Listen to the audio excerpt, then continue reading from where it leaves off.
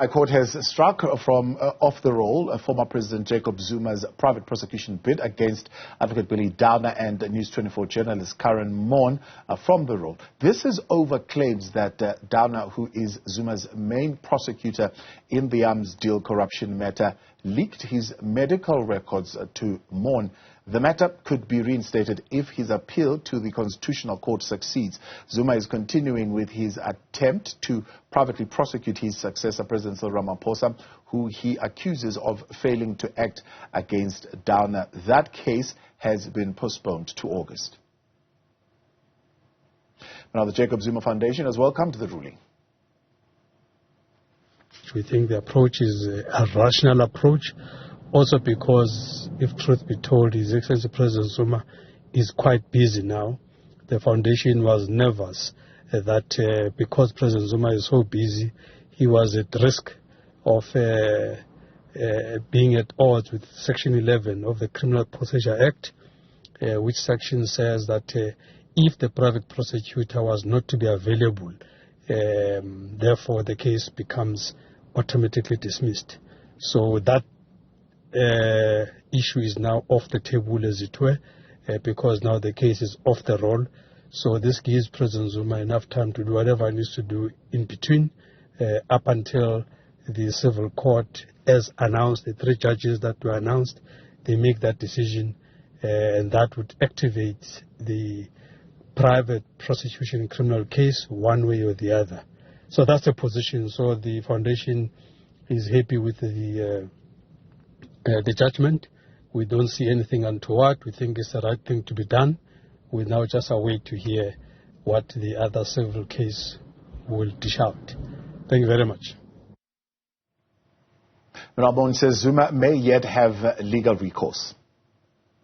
Judge Nkosinathi Chili did emphasize that should the former president's efforts to appeal against the full bench decision that invalidated the summons that the former president had issued against us, we would then be required to, report to the court for that private prosecution to resume.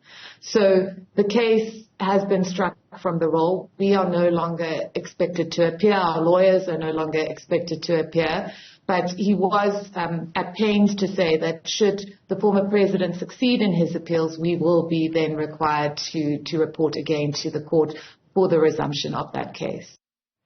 Right, legal analyst Nthabiseng Dubazana joins me now for more on that story. Nthabiseng, good to have you, and thank you very much for coming on. I suppose there's a perfectly good explanation why this matter has got so many court appearances. I mean, it will be in a High Court at one point, it would be in a Supreme Court of Appeal at some point, back to a High Court at some point, and now we hear there's another appeal that is going on. It's the same matter, but it seems to present itself, I suppose, in different forms. Explain to us, how do we get here? So in a usual situation, whether it's private prosecution or wherein the NPA or the state is the one conducting the prosecution, there wouldn't be interference from the civil court. This one took a very interesting turn wherein a civil court interjected and tried to dictate basically to the criminal court how it should run.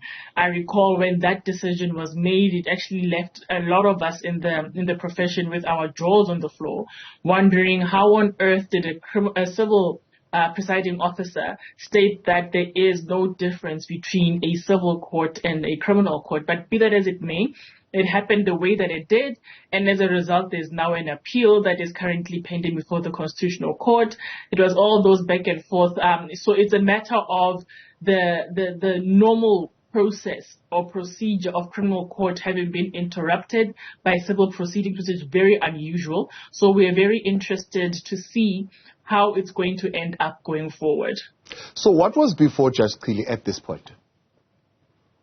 So it was supposed to proceed. Remember, it was postponed to this date. But in the interim, there was an application to the Constitutional Court, wherein the Court is now requested to make a proclamation, basically, on whether or not this private prosecution can proceed.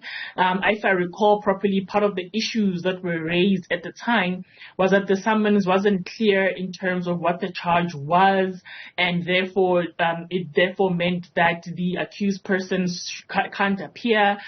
Also, there was an issue about whether or not the two accused were cited properly on the summons that was done in terms of the private prosecution.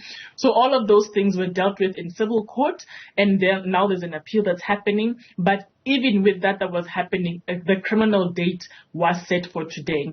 So in terms of Section 11 of the Criminal Procedure Act, it would have been a situation wherein if the private prosecutor himself was not present, then the charges get dismissed.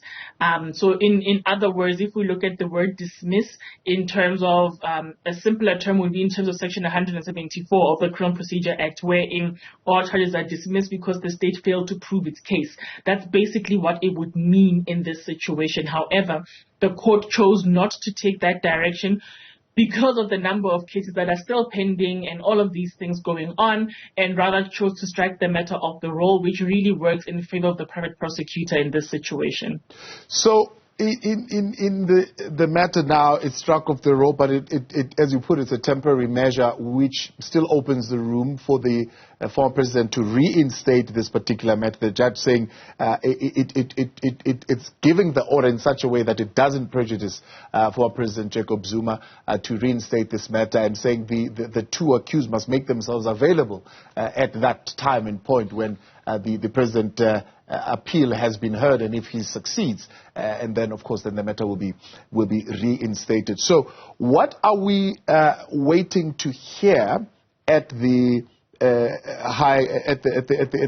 higher level of the court now on this particular matter in terms of that appeal? So now we're waiting to hear if the private prosecution can proceed. In other words, was the certificate that was issued out correctly? Did it follow the forms and procedures that were required per the Criminal Procedure Act? There's no violation of rights in terms of Section 35 of the Constitution. All of those aspects, I would assume this is what is put in the notice of motion, of course, for the appeal. I don't have the privilege of having read that, but these are the things that I am assuming that would be put in the papers. And then what we would wait for is for the court to say that based on the paperwork and the evidence put before it, they are satisfied that indeed there is grounds for the private prosecution to proceed, and then it shall proceed. Alternatively, there's not sufficient grounds, and therefore the private prosecution should not proceed. And then if it is the latter, then it would mean we won't see this matter being re-enrolled at the criminal court ever again. But if it is the former, then indeed we will see a date wherein the matter is re-enrolled in the criminal court, and it proceeds as such. What are prospects of success in that appeal in the full court, having seen the High Court in KwaZulu-Natal at some point saying this is baseless, is abuse of process? You've got another Supreme Court of Appeal ruling that invalidated his private prosecution. I wish I could say the chances are slim or they're high. But this is unprecedented territory. It's never, like I said in the beginning, it's never been done before.